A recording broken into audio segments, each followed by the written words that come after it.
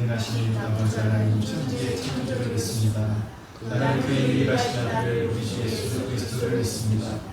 그는 성령으로 잉태되어 인격으로 나를 역사하시고 본절로 아들에게 고난을 받아 십자가에 못 박혀 죽으시고 장사의 사람의 죽은 자를 말씀으로 다시 살아나셨습니다.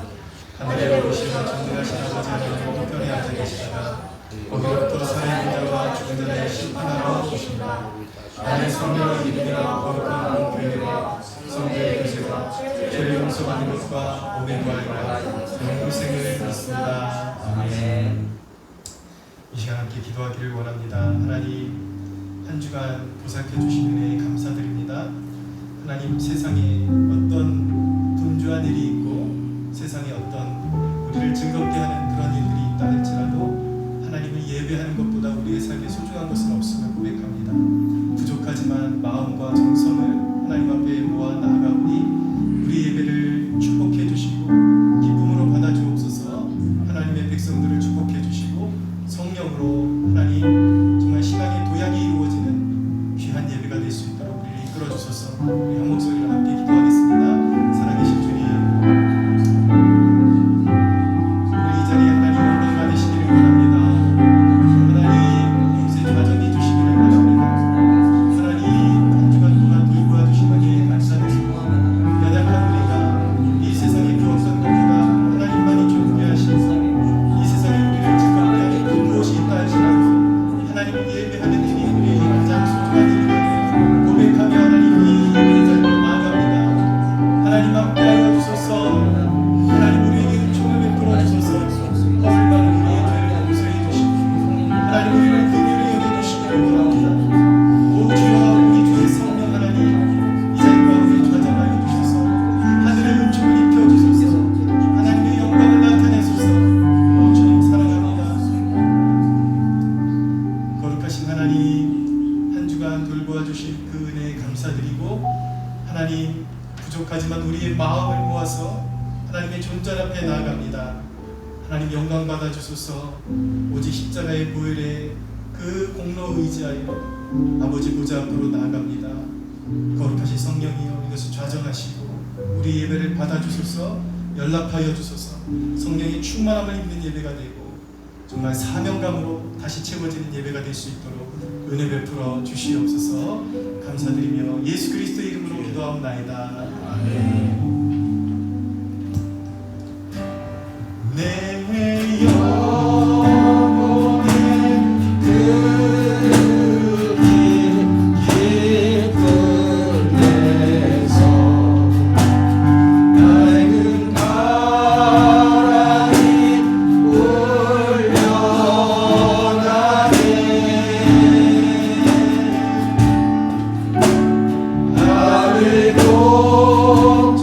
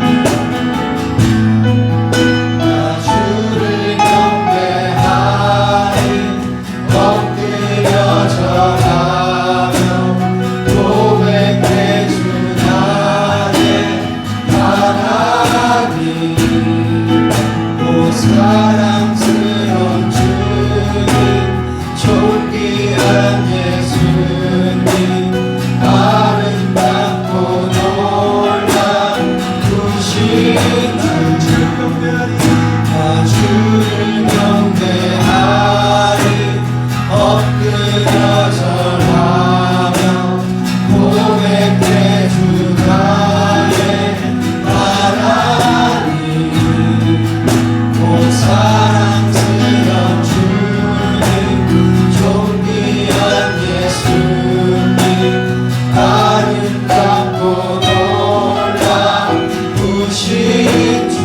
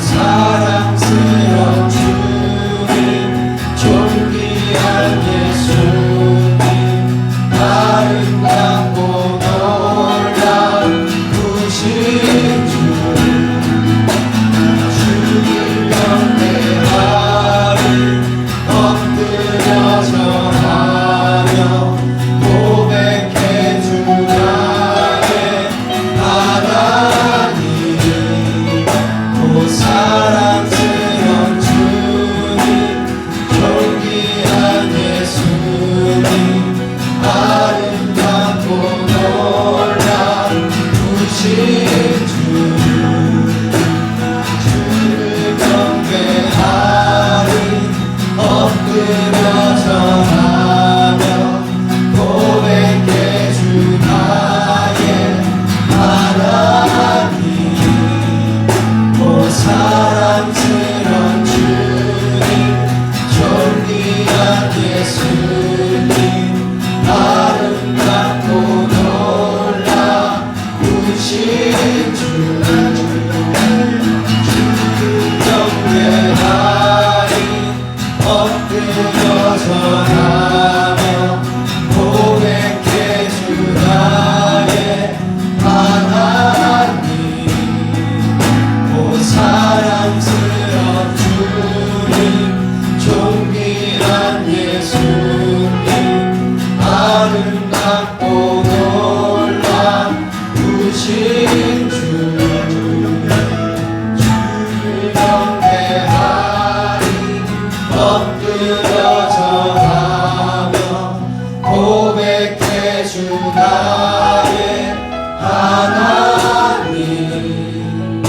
오 사랑스런 주님, 존귀한 예수님, 아름답고 놀라우신 주, 주를 경배하리 엎드려 절하며 고백해 주 나의 하나님. 오 사랑스런 주님, 존귀한 예수님, 아름답고 놀라우신 주. 우리 이 시간 겸손한 마음으로 기도하기 원합니다. 하나님 임재하여 주소서. 하나님 회개의 마음 부어주소서. 하나님 가난한 마음 부어주소서. 하나님 예배자의 마음 부어주소서. 하나님 이 시간 하나님이 다스리심을 알게 하여 주시옵소서. 우리 함께 주여 부르짖고 기도합니다. 주여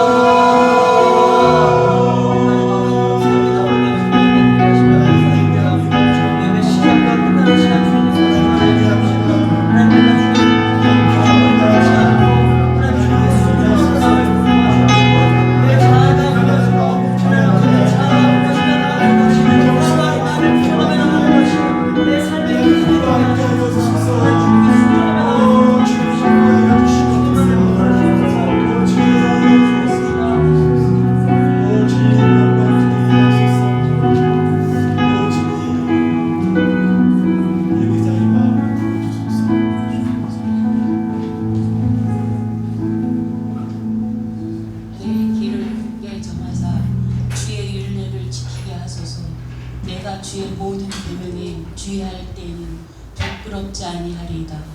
내가 주의 의로운 판단을 배울 때에는 정직한 마음으로 주께 감사하리이다. 내가 주의 윤례들을 지켜오리니 나를 아주 버리지 마옵소서.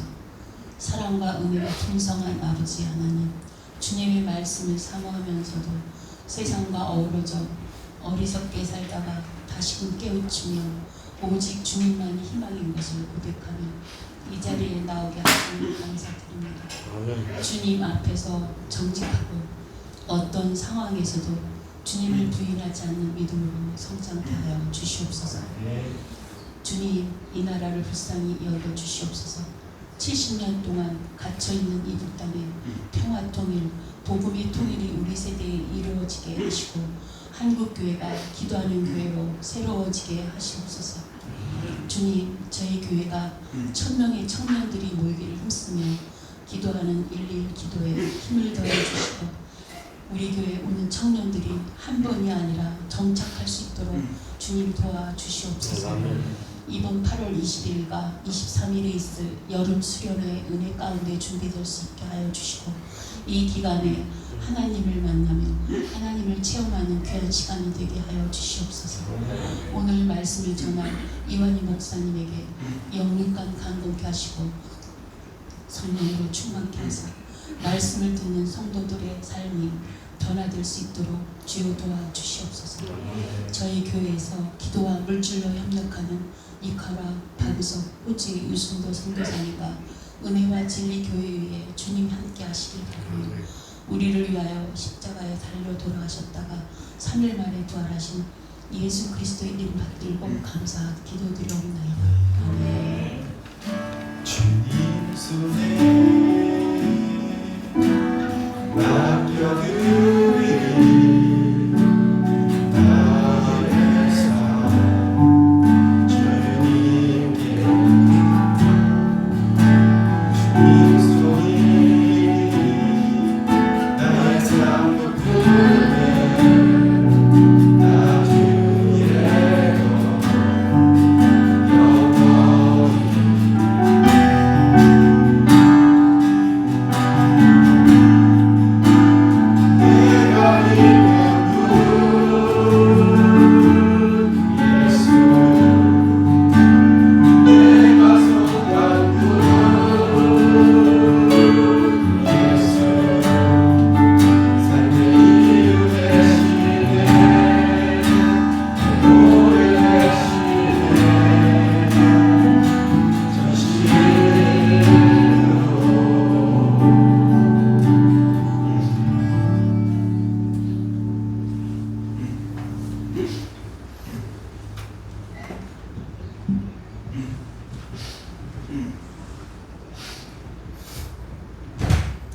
기도하겠습니다. 하나님, 우리의 정성을 담아서 예물을 하나님 앞에 올려드립니다.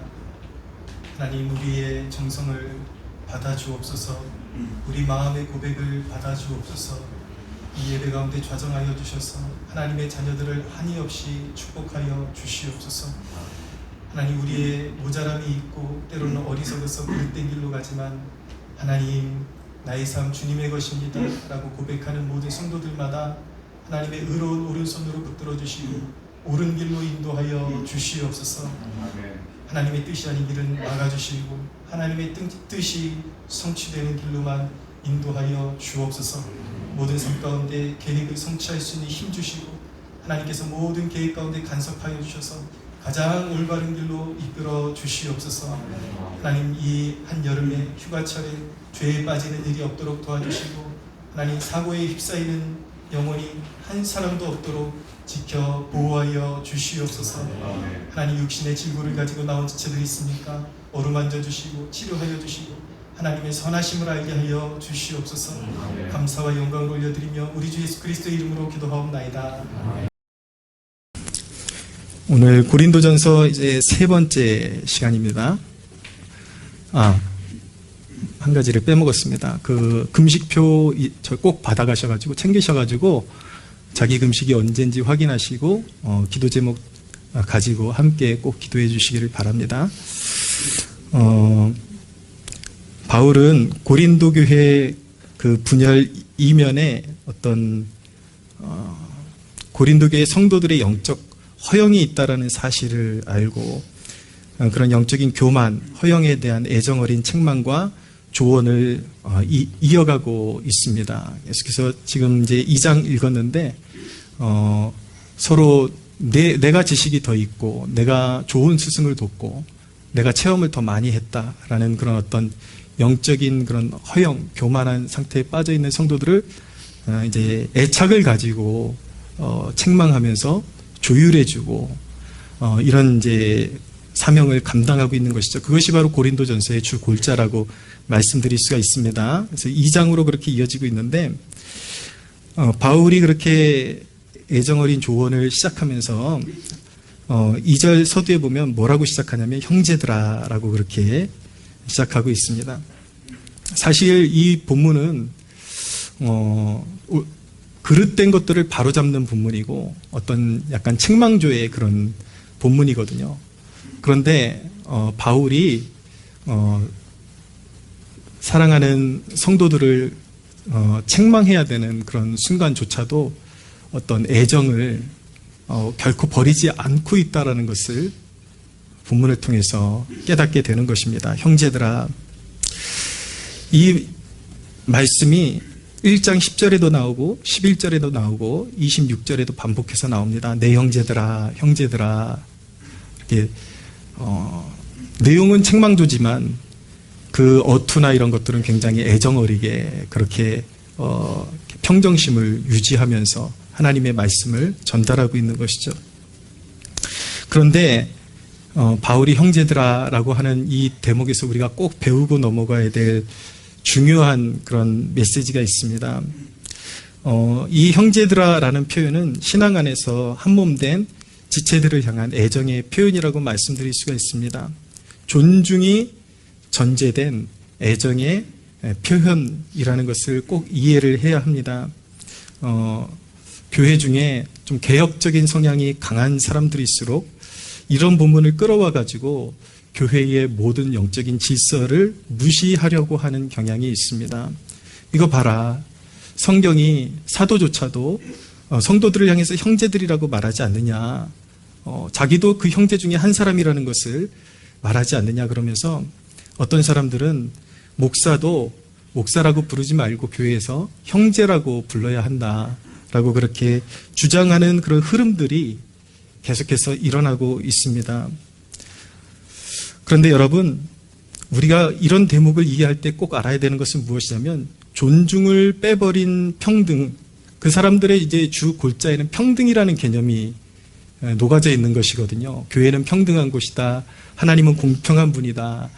그러니까 교회에서 계급적인 그런 어떤 직분의 용어를 사용하면 안 된다라고 주장을 하면서 이제 목사도 형제일 뿐이다 이렇게 주장을 하려고 하는 것이죠. 그런데 여러분, 존중을 빼버리면 그것은 무질서에 불과한 것입니다.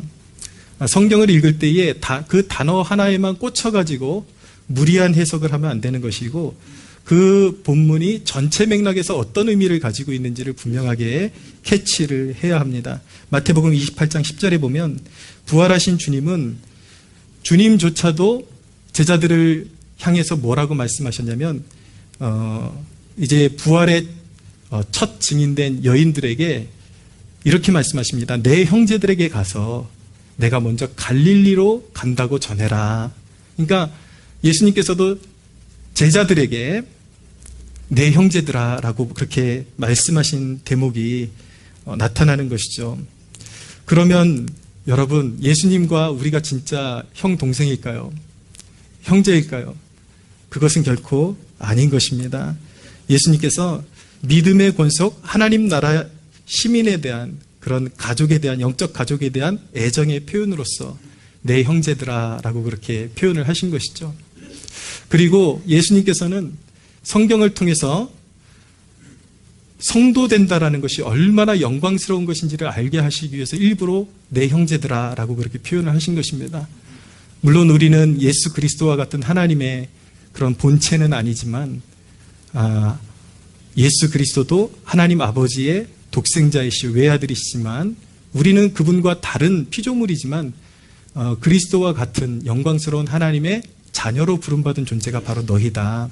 그래서 내가 너희를 형제로서 대우한다라는 그런 의미를 가지고 있는 것이지만 그런 표현을 사용하시면서 예수님께서 믿는 자들의 주되심과 하나님 되심을 결코 포기하신 적이 없고 부인하신 것이 아닙니다.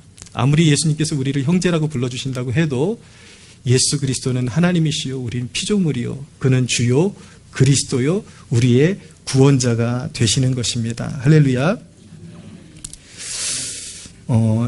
이런 사상, 이런 세속적인 사상에는 권위에 대한 그런 부정이라는 세속적 그런 의식이 스며들어 있다는 것을 알게 되는데 이런 권위를 부정하는 세상적 풍토가 문제는 무엇이냐면 교회 안에도 만연하다라는 것입니다. 여러분, 요즘 세상 뉴스 보시면 어떤 것들이 주 골자를 이루고 있습니까? 세상이 너무나도 험해지고 있습니다. 무서워지고 있습니다. 초등학생이 선생님을 병원에 입원할 정도로 때리고, 그리고 어느 기사를 보니까 요즘 아르바이트생들이 그렇게 무섭대요. 커피숍에서 점장이 설거지 좀 많이 시켰다고 점장 먹는 커피에다가 락스를 섞어가지고 주고, 이런 시대가 되어버렸습니다. 마음에 안 들면 칼부림하고.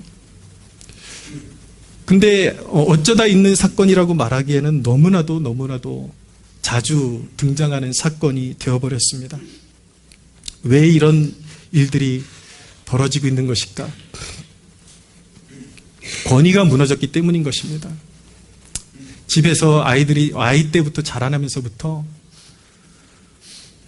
혼나본 적이 없는 거예요, 제대로. 애들이 혼나본 적이 없고, 어떤 잘못한 것에 대해서 이런 잘못을 범할 때 페널티가 있는 거다라는 것을 경험해보지 못하고, 누구에게서 어떤 권위라는 것을 경험해보지 못하고, 제약이라는 것을 경험해보지 못한 세대가 이런 일을 저지르면 내 성질대로 다 해도 나는 그 누구도 건드릴 수 없어라는 그런 잘못된 그런 의식 가운데 세상 무서운지 모르고 선생님 때리고 칼부림하고 그런 것이죠. 이게 세상 이야기만이 아니라 교회의 문제이기도 하다라는 것을 여러분들 아셔야만 합니다. 교회의 사역이라는 것은 무엇인가? 교회에 세우신 감독과 목회자 그리고 영적 리더가 해야 될 일이 무엇인가? 디도서 2장 15절에는 이렇게 말씀하는데, 너는 이것을 말하고 권면하며 모든 권위로 책망하여 누구에게서든지 업신여김을 받지 말라. 이것이 바로 감독에게 주어진 사명이고 목회자에게 주어진 사명입니다. 교회라는 것은 단순히 어떤 사교 집단이 아니라 그냥 서로 좋은 말, 듣기 좋은 말 나누다가 당신 오늘 너무 멋지다, 당신 의견 최고다, 이런 말만 듣다 가는 것이 아니라 영적으로 방향성이 잘못되어 있으면 책망 어린 조언도 들어야 하는 곳이고, 교정되는 곳이 바로, 그리고 영적인 성장을 이루어야 하는 것이 교회입니다. 그런데 안타깝게도 교회 안에서도 이제는 어떤 애정어린 책망조차도 불가능한 시대가 되어가고 있습니다. 목회자가 좀 애정어린 표현으로 조금 뭐라고 이렇게 조언을 해주면 마치 반응이 네가 뭔데 라는 반응이 돌아올 때가 참 많습니다. 성경은 너만 알아? 나도 성경 많이 봤어. 여러분, 장당컨대 그런 반응을 하는 사람들은 예수님을 모르는 사람들입니다. 성경은 그가 수십독을 했을지 모르겠지만 주님을 인격적으로 모르는 사람들이고 하나님을 모르는 사람들인 것이죠. 하나님의 마음을 모르기에, 하나님의 뜻을 모르기에 하나님이 정하신 질서도 깨뜨리고 권위도 무시하고 그렇게 달려드는 것입니다.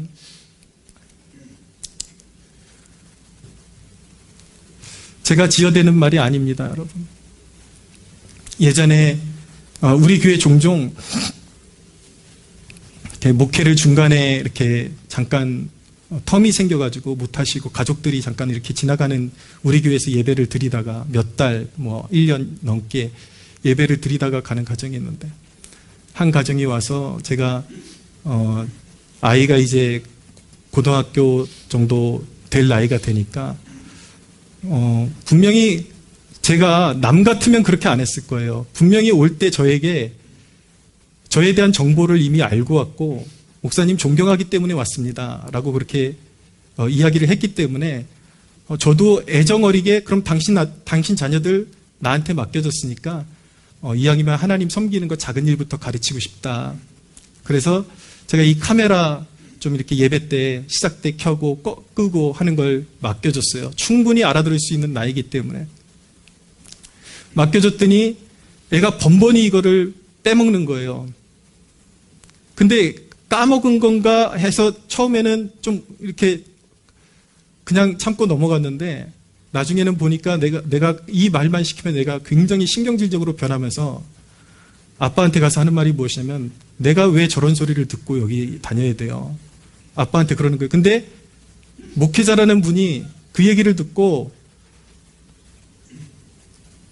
자녀를 진정시키고 어른한테 배울 줄도 알아야 된다, 그렇게 다독여주는 것이 아니라 저에게 찾아와가지고 이놈의 카메라 켜고 끄는 게 뭐 그렇게 대단하길래 그렇게 애를 들들 볶아대냐.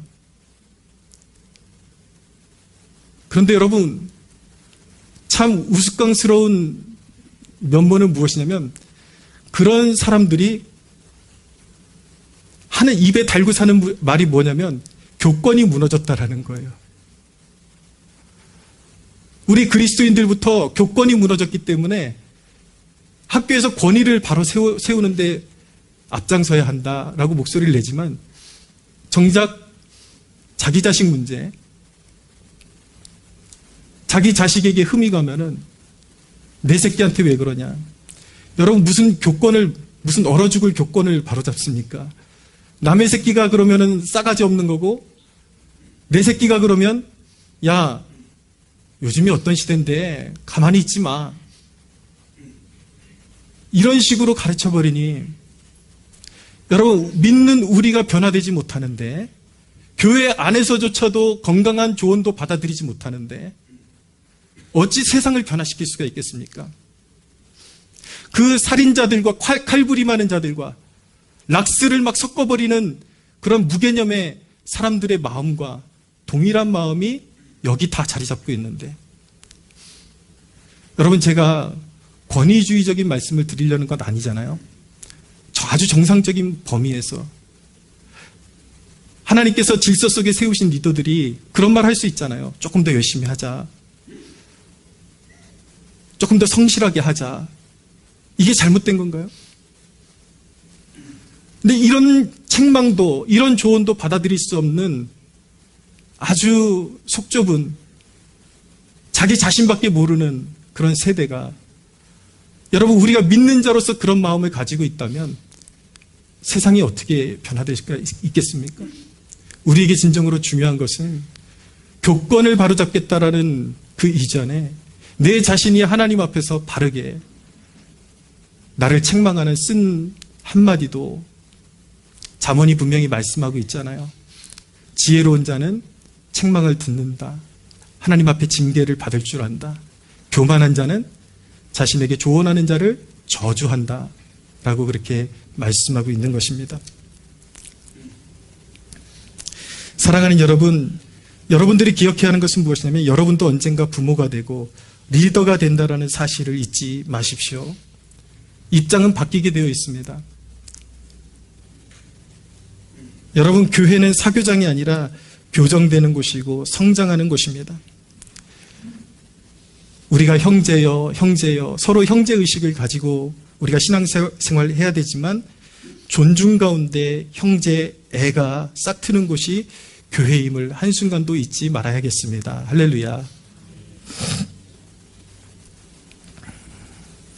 여러분들 나중에 가정 이루고 애 낳고 학교 선생님한테 조금 타박받는다고 바로 전화해가지고 그렇게 하지 마세요. 자기 자식에 대해서 정확히 보는 눈도 필요합니다. 사랑하는 것도 중요하지만 내 아이가 이런 성향이 있는 거 사실이지. 선생님한테 죄송하다라고 말할 줄도 알아야 되고 또 아이들 바르게 훈육할 줄도 알아야 되고 뭔가 잘못하면 페널티가 오고 훈육을 받는다라는 걸 알아야 사회 속에서도 그렇게 무례한이 되지 않고 올바르게 자라날 수 있는 길이 열릴 수 있다는 것을 우리가 깨달아야만 하는 것입니다. 바울은 계속해서 말씀을 이어가는데 영적 교만과 분열 중에 있는 고린도 교회에게 바울은 몇 가지로 자신의 고백을 주면서 자신의 고백을 통해서 고린도 교회 성도들이 무언가 느끼고 변화받기를 원하고 있는 것입니다. 바울이 고백하는 내용은 첫째로 자기 자신은 십자가밖에 모른다라는 것이었습니다. 2절을 보십시오. 1절, 2절 같이 한번 읽어볼까요? 시작. 형제들아, 내가 너희에게 나아가 하나님의 증거를 전할 때에 말과 지혜의 아름다운 것으로 아니하였나니 내가 너희 중에서 예수 그리스도와 그가 십자가에 못 박히신 것 외에는 아무것도 알지 아니하기로 작정하였습니다. 네, 이 단계로 넘어가기 전에 조금 더 부연할게요. 아까 카메라 켜고 끄고 그 문제로 한번 분란이 일어났었다라고 말씀드렸는데 여러분, 카메라 켜고 끄는 게 우리 그리스도인에게는 자기에게 맡겨졌다면 사명인 것입니다. 이게 어떻게 이런 걸 감당할 수 없잖아요. 큰 일에 쓰임받을 수 없습니다. 이게 자명한 영적인 원리입니다. 여러분들에게 교회에서 신앙생활 할 때에 아주 작은 일도 이거 당신이 한번 해보십시오 그러면 아주 우스꽝스러운 일도 내 사명으로 알고 충실하게 감당하면 하나님이 불꽃 같은 눈동자로 살펴보시고 그 사람을 픽업하십니다. 끄집어내셔서 반드시 귀한 일에 사용하시고 하나님께서 존귀한 일에 계속해서 맡겨주신다라는, 하나님께 쓰임받는 비결이 바로 거기 있는 것입니다. 사람들이 우습게 볼 만한 일이라고 해서 우습게 보지 마십시오. 우리 찬양하는 지체들 여기 마이크 돌돌돌 말아놓으라는 것도 우습게 보지 마세요. 그것도 사명인 줄로 믿으시기를 바랍니다. 할렐루야. 여러분, 바울은 자기 십자가밖에 모른다라고 고백했어요. 2절에 보니까 예수 그리스도의 십자가에 못 박히신 것 외에는 자기는 아무것도 알지 아니하기로 작정했다. 이 말씀의 뉘앙스가 무엇입니까? 여러분 잘 읽어보십시오. 바울이 이렇게 말하고 있는 거예요. 너희는 좀 배웠다고 서로 무시하고 담을 쌓는구나. 사도인 나조차도 십자가 외에는 모르기로 결단했다.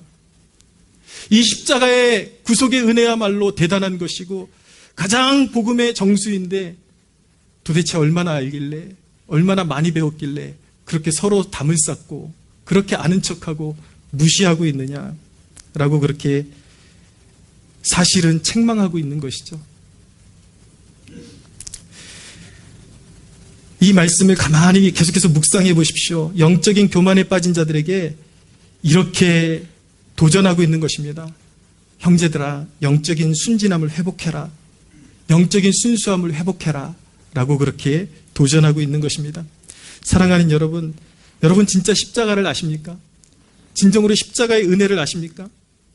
십자가가 과학적으로 몇 킬로 정도 되고 예수님께서 몇 시간 동안 달려서 의학적으로 얼마나 버티다가 돌아가셨고 이런 빼곡한 지식을 말하는 것이 아니라 정말 그리스도께서 지신 십자가의 영적인 의미, 여러분들 개인에게 이 십자가의 의미가 가슴속에 와닿고 있느냐라고 묻고 있는 것입니다. 호세아서 4장에 보면 내 백성이 지식이 없음으로 망한다라고 말씀하고 있는데 여기서 지식은 단순한 암기식의 지식을 말하는 것이 아니라 하나님을 인격적으로 알을 말하는 것입니다. 인격적으로 아십니까? 여러분 십자가에 대해서 정말 알고 계십니까? 내 죄가 얼마나 크고 그 십자가에서 내 죄가 용서받았음을 알고 계십니까? 날마다 그 십자가 속에서 자신의 부서짐을 경험하고 있습니까? 여러분들이 그 십자가의 의미를 올바로 알고 그 십자가에서 하나님의 독생자가 십자가에 처량하게 달리셔서 나를 위해서 피 흘리셨다라는 것을 여러분들이 진정으로 알고 있다면 여러분들이 할 수 있는 것은, 자랑할 것은 아무것도 없는 것입니다. 자랑할 게 어디 있어요? 그저 그 이해할 수 없는 그 사랑의 마음이 녹아지고 그저 나를 조건 없이 사랑하시고 조건 없이 은혜를 베풀어 주신 그 사랑에 감동되어서 나 또한 주님을 뜨겁게 사랑할 수밖에 없고 더 사랑하기로 결단할 수밖에 없고 순종할 의무밖에는 존재하지 않는 것입니다. 그것이 십자가를 아는 것입니다. 두 번째로 바울은 뭐라고 고백하고 있냐면 자신이 가장 약할 때의 복음의 큰 능력을 경험했다라고 그렇게 고백하고 있습니다. 3절을 보십시오. 같이 한번 읽어볼까요? 내가 너희 가운데 거할 때에 약하고 두려워하고 심히 떨었노라. 여러분, 사도가 왜 이 위대한 사도가 고린도 교회 안에 들어가가지고 약하고 두려워하고 심히 떨었다라고 고백하고 있을까요? 왜일까요? 그것은 사도가 권위주의적으로 형제들을 대하지 않고 사랑으로 대했기 때문에 약하고 두려워하고 심히 떨었던 것입니다.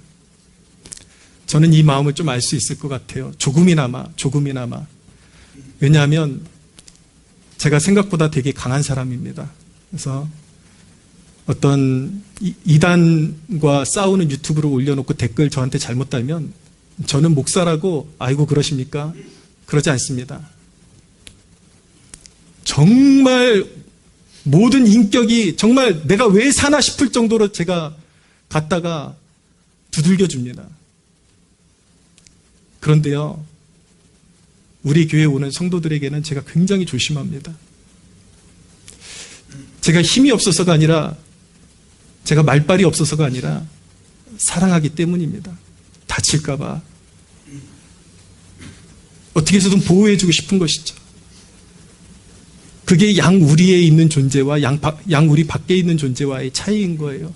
왜 사도가 조심하고 또 조심하고, 왜 두려워했겠습니까? 사도의 권위가 있는데 사랑하기 때문인 것이죠. 여러분, 또 한 가지 중요한 의미를 담고 있는데, 바울이 약하고 두려워하고 심히 떨었다라는 것은, 그 핵심은 복음을 전할 때에 자신의 지식으로 한 것이 아니라 자기 자신을 의지하지 않았다라는 것을 의미하고 있는 것입니다. 결코 자기 자신을 의지하지 않았다라는 것을 어필하고 있는 것이죠. 바울은 환상을 본 것도 자랑하지 않고 삼층천의 체험도 내세우지 않았다라는 것을 주목해서 보십시오. 자신이 약하고 두려워 떨었다라는 이 고백은 오직 자신이 전하는 그 복음 가운데 자기의 의의가 드러나는 것을 원하지 않고 오직 성령의 능력만을 의식하고 의지했다라는 것을 말씀하고 있는 것입니다. 말자랑에 의해서 사람들이 깨닫기를 원한 것이 아니라 그 순수한 십자가의 복음에 성령께서 비추어 주시기를 원했다라는 뜻을 가지고 있는 것이죠. 여러분, 우리 예배 마지막에 사도신경 찬양하잖아요. 근데 이 찬양에 대한 간증을 제가 아주 자주 듣습니다. 이 찬양 듣는데 너무 뭉클하고 눈물이 많이 나오고 가슴이 뜨거워진다라는 그런 간증을 제가 자주 듣습니다. 그 이유가 무엇인지 아십니까? 그 찬양의 가사는 우리가 늘 읽고 듣는 너무나도 뻔하고 뻔한 기독교의 핵심적인 교리 몇 개만 들어있는 것입니다. 진리인 것이죠. 그런데 여러분, 하나님이 어떻게 역사하시는가? 겸손한 마음으로 고백하는 그 진리 위에 성령이 임하시기 때문에 그 가사는 뻔한 내용임에도 불구하고 가난한 마음으로 그 가사를 읊조리면서 찬양할 때 거기에 깊은 성령의 임재가 나타나기 때문에 이상하게 그 찬양을 부를 때 그렇게 감동이 되고 눈물이 날 수밖에 없는 것입니다. 여러분, 성령의 역사는 우리의 잘남, 우리의 수많은 지식에 임하는 것이 아니라 우리의 가난한 마음 가운데 고백되어지는 그 진리 위에 성령께서 임하신다라는 것을 한순간도 잊지 마시기를 축원합니다.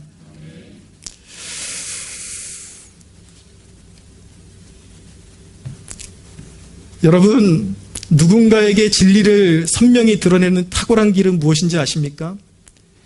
그것은 날 구원하신 주님에 대한 진실한 고백 외에는 아무것도 없는 것입니다. 여러분들이 수많은 책을 통해서 암기한 내용 아무리 줄줄 읽어보십시오. 한 사람이라도 거듭나고 회심하는가?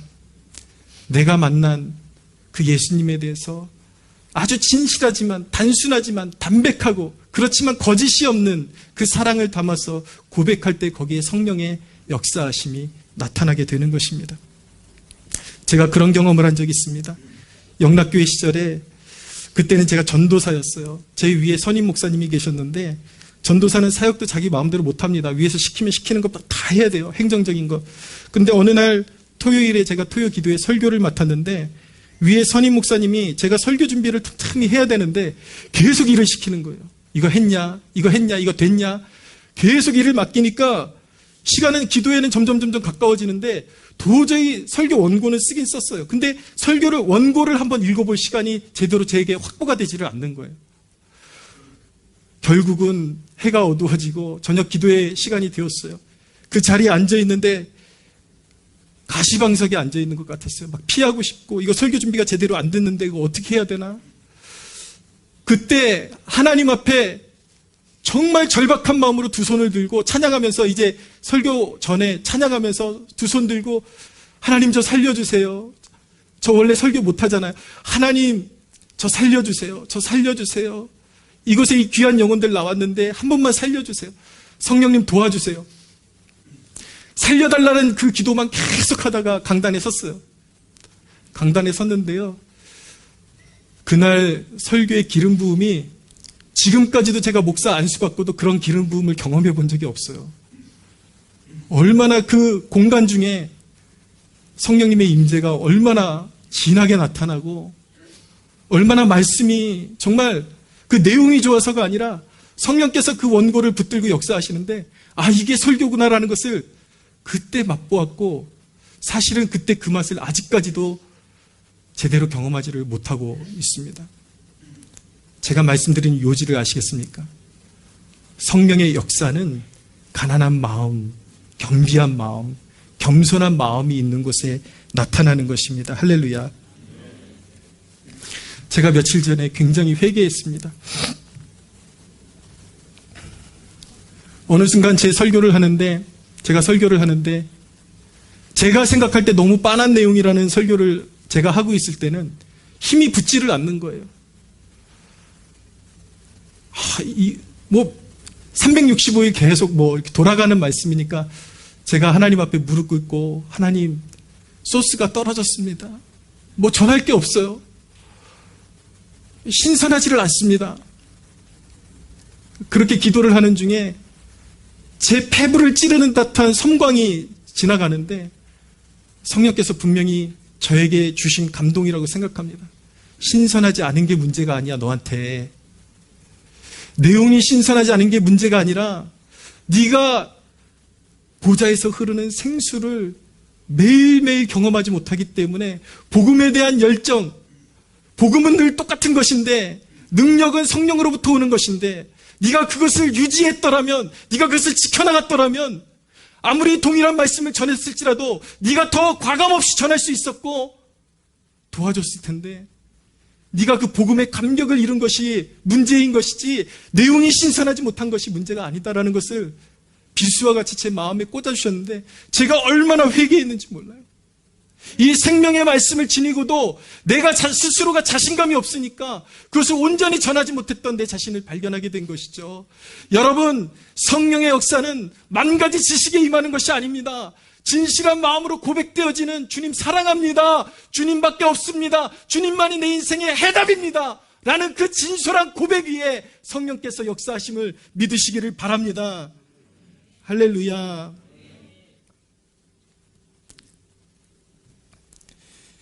여러분, 하나님의 강한 역사는 간절한 마음과 보좌를 바라는 눈망울과 겸손한 무릎에 임하는 것입니다. 그리스도께로부터 흘러나오는 생수를 맛보게 하는 살아있는 기적, 살아있는 지식은 어린아이 같은 겸손한 마음에 임하는 것입니다. 예수님께서 마태복음 11장 25절에 말씀하셨습니다. 그때 예수께서 대답하여 이르시되 천지 주제이신 아버지여, 이것을 지혜롭고 슬기 있는 자들에게는 숨기시고 어린 아이들에게는 나타내심을 감사하나이다. 주님의 말씀입니다.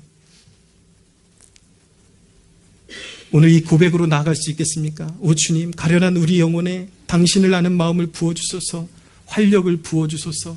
할렐루야. 이것이 저와 여러분들의 고백이 되기를 축원합니다. 세 번째입니다. 바울의 또 하나의 고백이 있는데 바울 자신은 좋은 사역의 열매를 위해서 오직 성령님만을 의지한다라는 것이었습니다. 오늘 마지막 대목 보십시오. 4절 5절 같이 한번 읽어보겠습니다. 시작.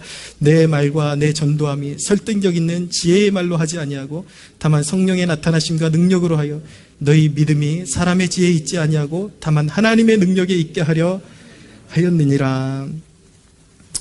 여러분, 죽은 지식으로 한 영혼도 살릴 수 없습니다. 오직 성령 안에 깨달은 십자가의 은혜만이 죽은 영혼을 살릴 수가 있습니다. 여러분, 우리의 믿음은 항상 성령의 도움과 인도를 따라서 세워져야 하는 것입니다. 바울이 말씀하는 골자가 무엇입니까? 십자가의 은혜가 오직 성령의 능력을 통해서만 역사한다라는 그것에 있음을 가슴에 새기셔야 합니다. 여러분, 이 대목 참 중요합니다. 바울이 성령의 능력으로 나타나는 것이 무엇이라고 지금 말씀하고 있는 것입니까? 십자가의 은혜가 선명해진다라고 말씀하고 있는 거예요. 여러분, 잘 들으십시오. 오늘날 이 극단적인 은사주의자들이 이 본문을 가지고 와가지고 이거 봐라, 바울도 단순히 하나님의 말씀이 아니라 성령의 능력으로 행한다고 하지 않느냐. 그러면서 이 바울이 말하는 성령의 능력과 하나님의 능력이 그들은 뭐라고 주장하냐면 손에서 금가루 떨어지는 거, 귀신 쫓을 때 뱀장어처럼 꿈틀꿈틀거리는 거, 이런 거라고 주장을 하고 있는 거예요. 거짓말이죠, 여러분. 문맥을 보십시오, 여러분. 무엇입니까? 바울이 성령의 능력을 의지했다라는 것은 자기가 전하는 그 모든 것들을 다른 부수적인 지식을 의지한 것이 아니라 담백하게 십자가의 복음만 증거했는데 그 복음을 증거하는 그곳에 성령께서 역사하실 때에만 열매 맺을 수 있다. 복음의 능력이 나타난다라는 것을 명백하게 증거하고 있는 것입니다.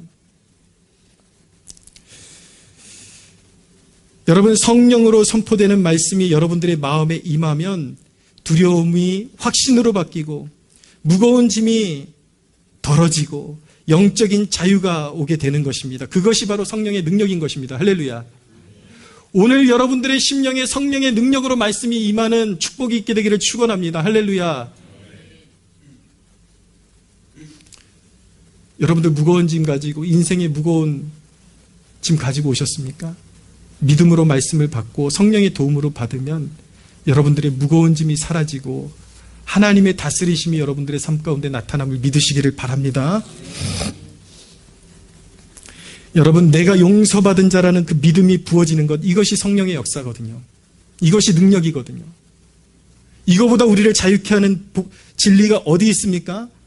여러분, 내가 용서받은 자라는 그 믿음이 부어지는 것보다 더 대단한 체험이 어디에 있겠습니까?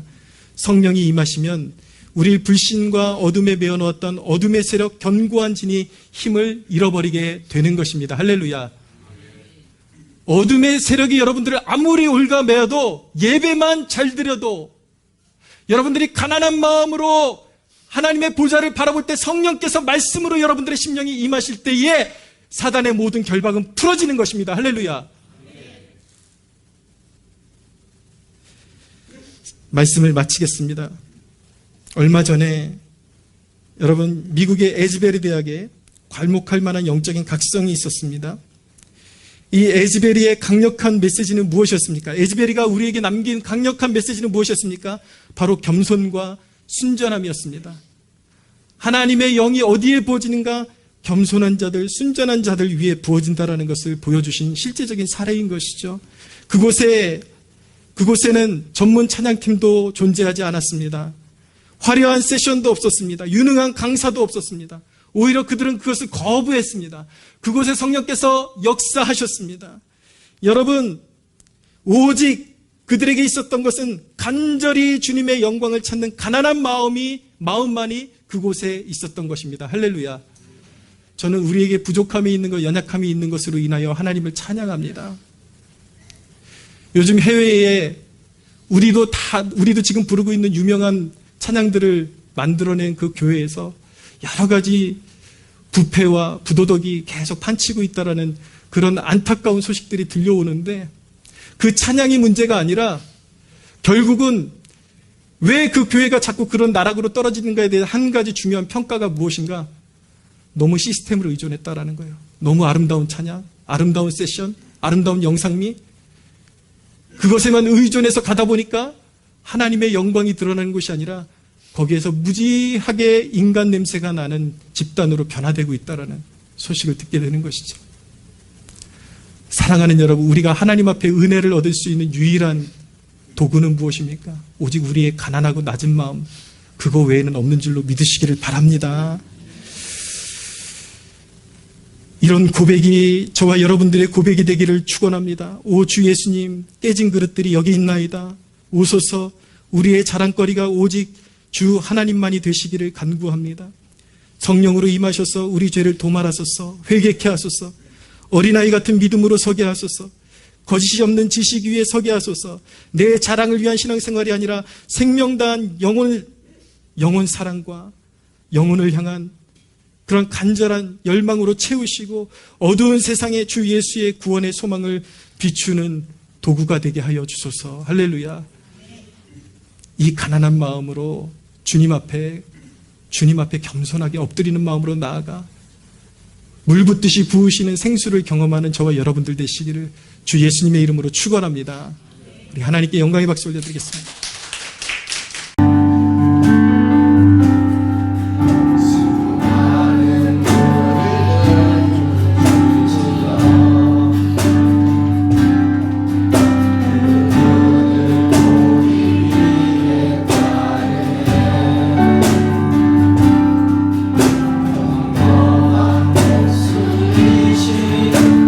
그 앞에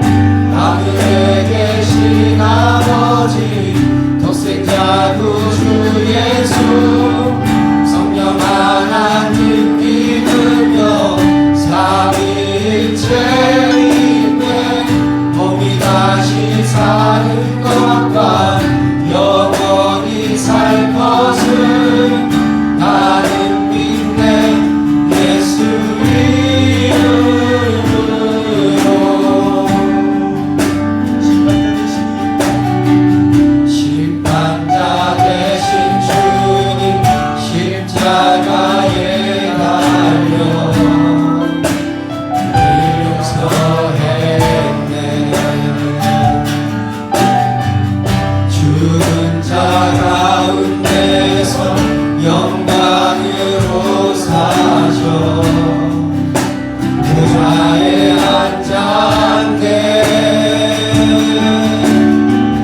하늘에 계신 아버지 독생자 구주 예수 성령 하나님 믿으며 삼위일체 믿네.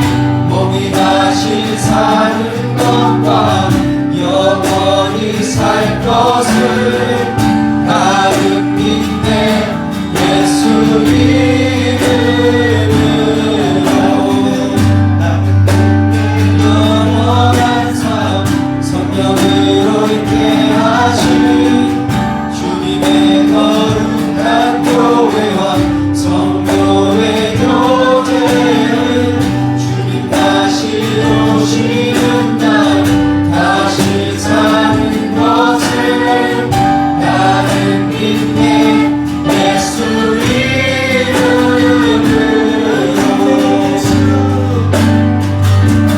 나 믿네. 예수 나 믿네. 주의 구원 나 믿네. 예수 그리스도는 주 하늘에 계신 아버지 독생자 구주 예수 성령 하나님 믿으며 삼위일체 믿네. 몸이 다시 사는 것과 영원히 살 것을 나는 믿네.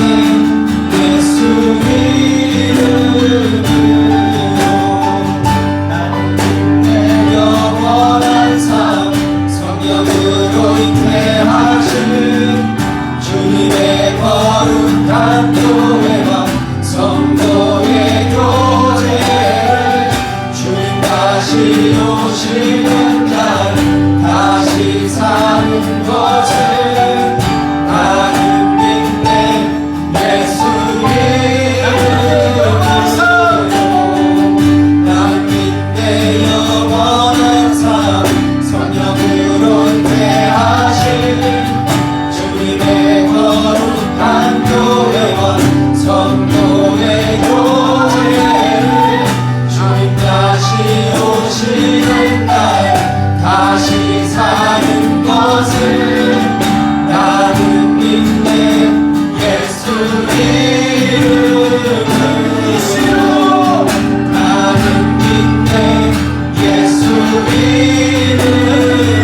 이름으로 나는 믿네. 예수 이름으로 아멘. 주님까지 살아가시며 자신의 모든 것을 거듭하고 우리를 구원하신 거룩하신 성삼위 하나님 앞에 영광의 박수 올려드리겠습니다. 구원하신다여 기뻐히 나가신 하나님 앞에 다시 한번 영광의 박수 올려드리겠습니다.